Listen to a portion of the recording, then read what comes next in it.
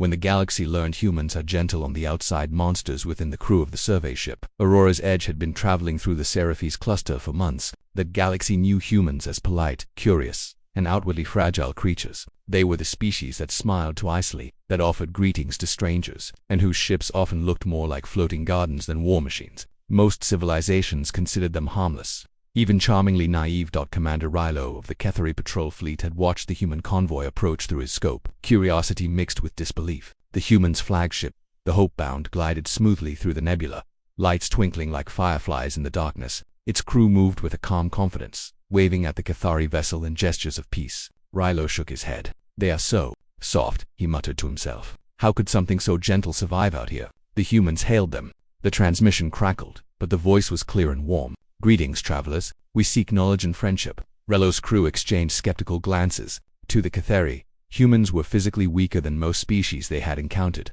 Their ships, though elegant, were not built for combat in the traditional sense. But the humans' diplomatic tone was unnerving. There was no demand, no hint of aggression, just a serene, almost vulnerable approach. Rilo decided to test them. He ordered his fleet to perform a standard defensive maneuver, cutting off the human path, a subtle intimidation tactic. The Hopebound did not flinch. Instead, its captain, a human named Elias, calmly adjusted their course. "We are not here to fight. We ask only for a dialogue," he said. The Kethari were bemused. Elias and his crew seemed soft, yet the humans' persistence intrigued them. Eventually, Rilo relented and allowed a single Kethari liaison aboard the Hopebound. What Rilo's liaison found shocked him. The human ship was filled with lush gardens, soft music, and laughter. Crew members tended to hydroponic plants, repaired delicate machinery, and shared meals in a communal hall. The Kethari officer could hardly believe this was a vessel capable of interstellar travel.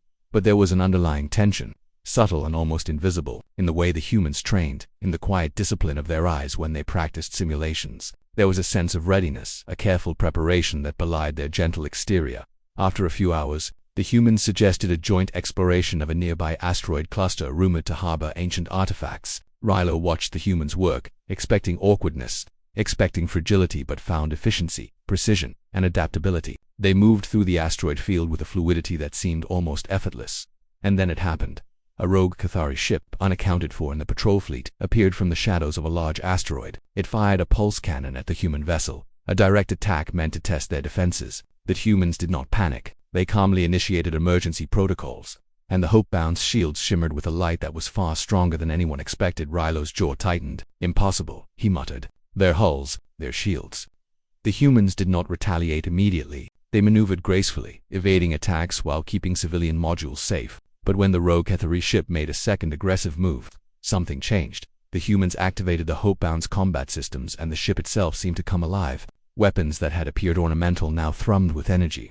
Invisible barriers crackling, and precise beams sliced through the rogue vessel's engines. Within moments, the attacking ship drifted powerless among the asteroids, completely disabled but intact. Rilo's liaison returned, pale and shaken. They didn't just defend themselves. They disassembled the ship without destroying it. Elias spoke to Rilo after the incident. "We value life, even of those who attack us, but we will not be destroyed." His eyes were steady, almost a calm. That night, as the humans gathered to rest, Rilo wandered the corridors of the Hopebound. He saw humans training, not in fear, but in anticipation. They were learning every possible scenario, every threat pattern, every tactic a potential enemy might employ. Their exercises were methodical, relentless. They laughed, they joked, and they shared stories of their homeworld, but beneath it all was a current of something potent, something frightening. Rilo could not sleep. He had seen many species, many civilizations, but never anything like this. Gentle on the outside, monstrous in their adaptability and cunning when challenged. He remembered the stories of human history from galactic archives, how they had survived plagues, wars, and disasters on their home planet. The tales painted them as clever, resilient, and often underestimated. Yet seeing it firsthand was a different revelation.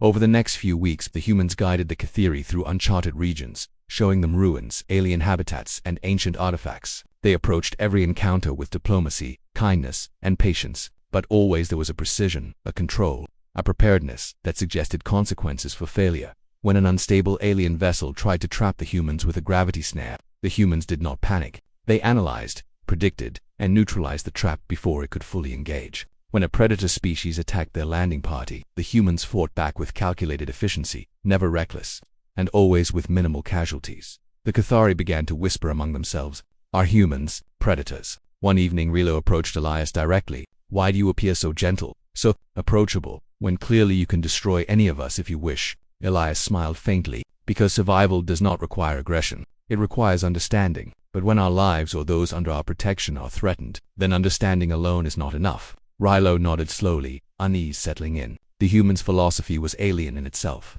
Most civilizations were either predators pretending to be gentle, or gentle beings barely surviving. Humans combined both gentleness as their face, adaptability and strategic dominance as their spine. Then, a test came they did not expect. A massive rogue fleet, decades-long enemies of several civilizations, emerged from the dark side of a supernova. Their goal was simple: obliterate any vessel that approached this sector. Rilo watched as the human fleet, smaller and apparently fragile, moved with unity, strategy, and terrifying precision. They deployed decoys, controlled gravitational waves, and manipulated energy fields, turning the battlefield into a lethal maze for the attackers. Human ships appeared vulnerable, then exploded into coordinated countermeasures that disabled dozens of enemy vessels. Simultaneously, the Cathari fleet was stunned. They had never seen such controlled devastation. Ships that looked like fragile gardens shattered enemy formations, while crews that smiled and offered greetings became near mythical warriors in combat. After the battle, Rilo confronted Elias again. Your people, your species, you pretend to be harmless. Elias studied him, his gaze unflinching. We do not pretend. We choose gentleness until it is tested. But the galaxy must understand that we do not fear the monsters. It is the monsters who will fear us. Rilo felt a chill. Humans, the galaxy's underestimated children, had revealed a terrifying truth. Appearances could deceive. The species that seemed fragile, delicate, and gentle were in fact capable of unparalleled strategy, unyielding resilience, and terrifying efficiency when provoked. Word of the battle spread across the stars. Transmissions carried images of human ships, once dismissed as elegant and harmless, performing feats of precision warfare with minimal loss of life. Entire civilizations that had mocked humanity now watched with cautious awe, whispers of fear threading through diplomatic channels. The humans continued their mission. They extended hands in friendship, helped struggling colonies, and mediated disputes. Their demeanor remained warm, their ships still gardens of life and comfort. Yet every act of kindness was underscored by silent readiness, the knowledge that their capacity for destruction existed, waiting only for necessity. Generations later, historians would write about the first encounter with humans in the Seraphes cluster. They would describe their smiles, their laughter, their peaceful approaches, but they would also warn that beneath that facade was a species that combined intelligence, adaptability, and controlled ferocity in a way the galaxy had never seen. It became a mantra among alien diplomats and soldiers alike. Do not mistake the human for weak. Gentle hands can hold unimaginable power. Monsters lurk within their smiles, and survival flows through their calm veins. Elias stood on the bridge of the Hopebound looking at the starfield. Rilo, now a friend and ally, stood beside him. You have changed the galaxy's perception of your people, Rilo said quietly. Ilias's smile was serene. We did not aim to change perceptions. We aimed only to survive, to protect, and to explore. But if the galaxy has learned something, let it be this. Gentleness is not weakness, and a calm heart can hide the fiercest resolve. The Hopebound sailed onward, its lights blinking like distant stars. Its gardens flourished, its crew laughed, and yet beneath it all, the galaxy knew. Humans were gentle on the surface, but monsters within, when provoked, and monsters with a purpose unlike any other.